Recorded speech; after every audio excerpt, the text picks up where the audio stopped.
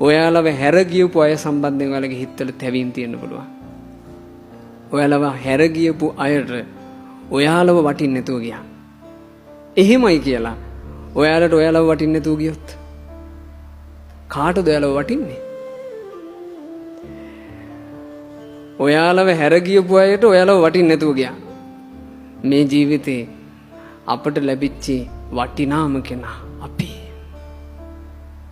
අපි කාටද ආදරය කළ යුත්තේ? අපිට. බුදුරජාණන් වහන්සේ වදාලා මෙහෙම තමන්ට පිහිට තමාමය, තමන්ගේ පාර හදාගන්නා තැනැත්තා තමාමය. එනිසා තමන්ව සංවර කරගන්නට, තමන්ට ගමන් යන්න ඉන්න අස්පයාට ආදරය කරන රියදුරෙක් වගේ ඔබ ඔබට ආදරය කරන්න. පුදුම ලස්සනයි මේක.